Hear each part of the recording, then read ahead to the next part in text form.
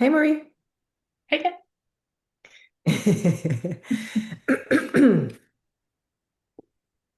So today we're since the moon has just been full, we wanted to do something on that and just about the because it's been quite intense and energies from everybody I've been talking to and myself included. And so, what do you know about the new moon? Not the new moon, the full moon. The full moon, yeah. No, I think this is a great subject. I think that you and I had a little pre-talk, and we're both in agreement that May 1st to full moon in Scorpio was indeed a very intense time. And at this moment, it's still integrating in our system.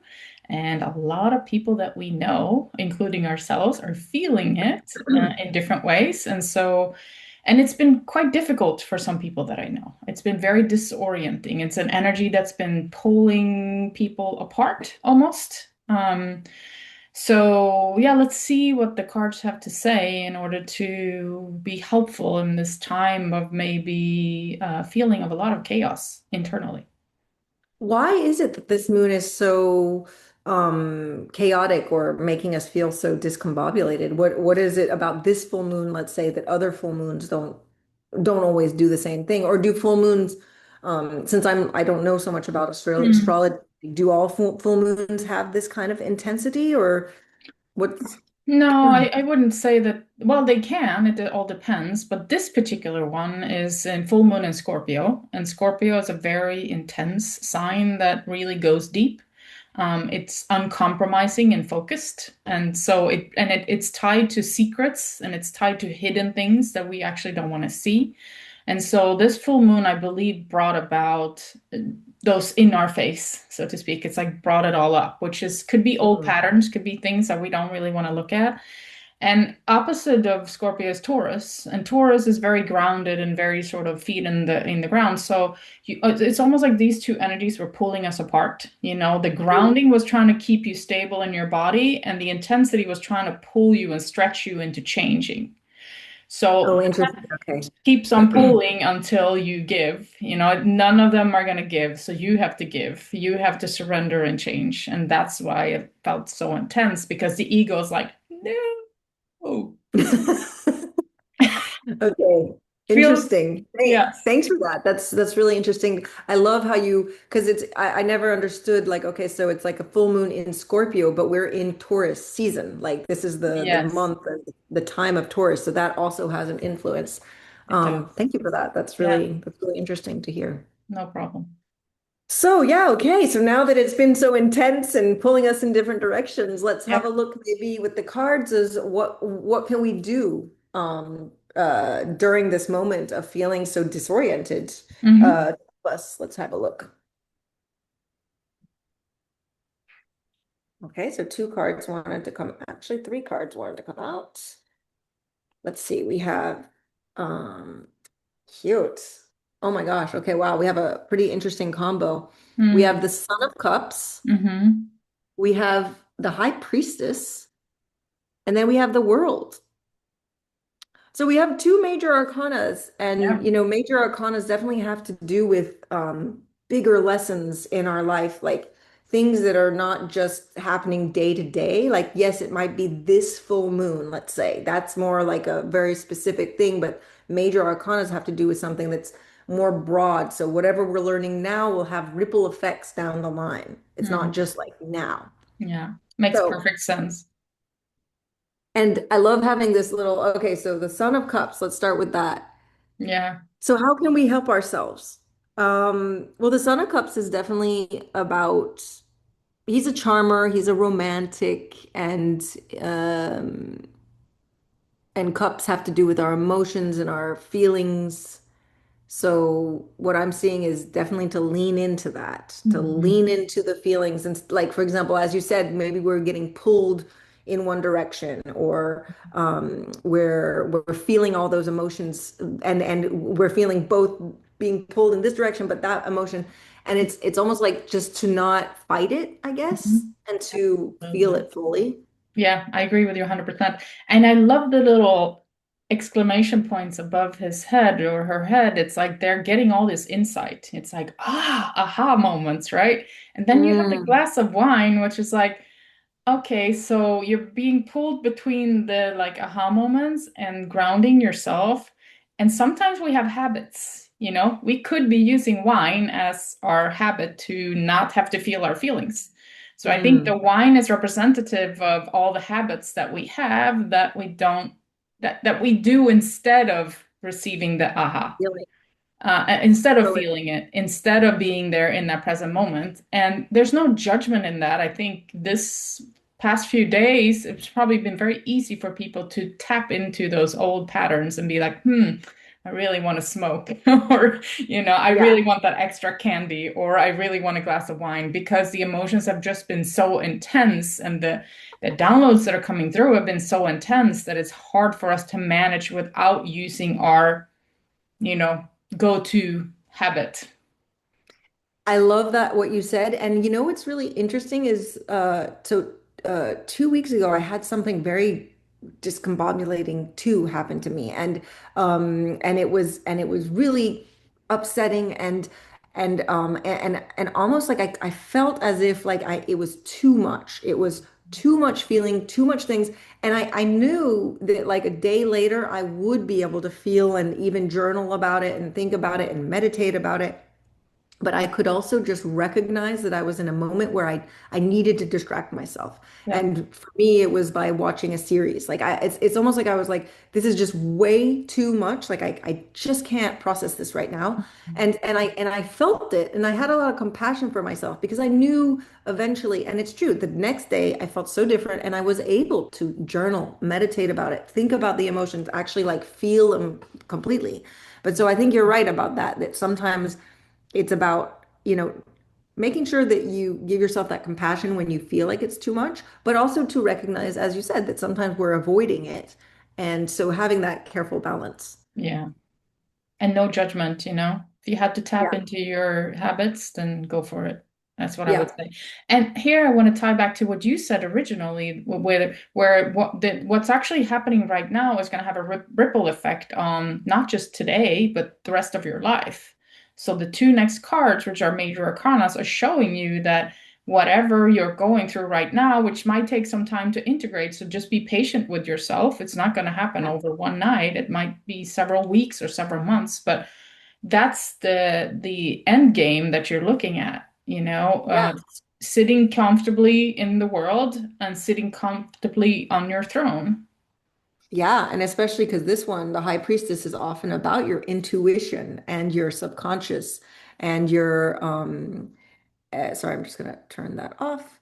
Uh, the your subconscious and your deep knowing, your truth, the Yeah. truth that you can get into. And so it's interesting. It's like how to. So this again, the question was how to help ourselves right now. Well, it's in a way, it's maybe by feeling our emotions, but also by sitting and listening to the truth that's coming out, as you said, to be on our throne and to, in a way, as you mentioned too, sit through those uncomfortable feelings. As Mhm. like as you mentioned, like and again, when I had to watch my series, like I knew I was doing that. I was conscious of it, and so again, it's not meaning that you can't do it, but it's to be conscious of it and be like, oh, I'm actually distracting myself, or I'm trying to numb this feeling, or I'm trying to forget about it.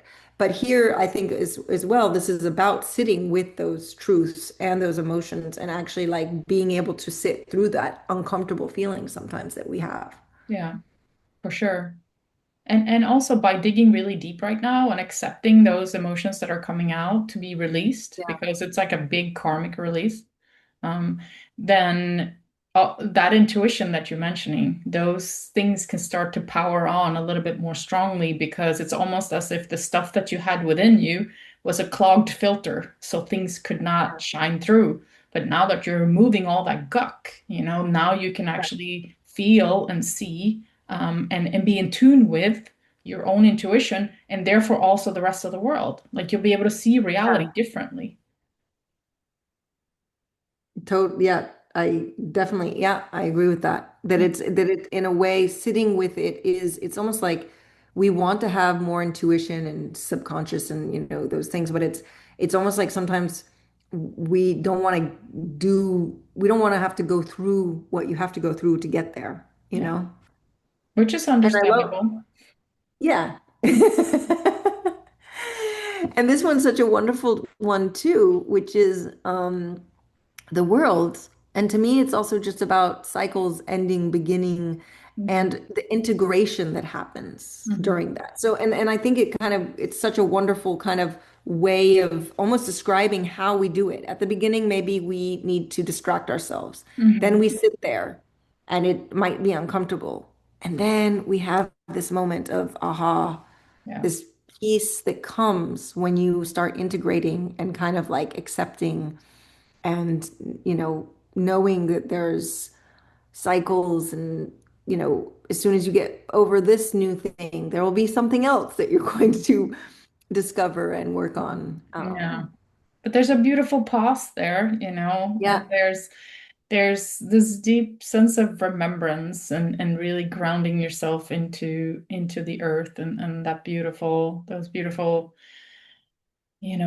plants and trees and so on, and just fully being there in that moment. And what also tends to happen, which is really beautiful, after we have a very difficult time, there's a huge release. And we tend mm-hmm. to forget about that. We tend to get so caught up in the difficult moment that we forget that afterwards there's a big price to be had. So I would say have faith in that there is Yeah, another moment that will give you much more peace. definitely. And I also think there's a clue here because this was also about like what can we do when we're feeling torn and kind of discombobulated. To Mhm. me, I think it's also about going out in nature. And Yes. you mentioned that yesterday you spent the whole day just in your garden, that Yeah. you didn't do anything that was on your to-do list, but you spent your time outside in the garden, in the earth, probably having your hands in the earth. And here it's like just going out and sitting in the grass, maybe taking off your shoes and putting your bare feet in the grass and just remembering that when we are feeling so anxious and kind of out of control, nature can really give you that groundingness as well. For sure. And it can help you transform. You can actually also release things into nature. You can just ask, can you please receive this? And Yeah. nature will Yeah. happily receive and compost your upset emotions. I love that. Mm, I don't do that enough to mm, say like, can you help me with this? I yeah, love that. yeah. Well, we could do one more card, just a message of love Yes. as we're going through this moment. See, here we go. Wow. The Son of Pentacles. Funny that we Wow. got two suns. So we got Mhm. the Son of Cups and the Son of Pentacles. That's so beautiful. So, I love how the face is exactly inside of that pentagon. Like the mhm. star that's like has five sides.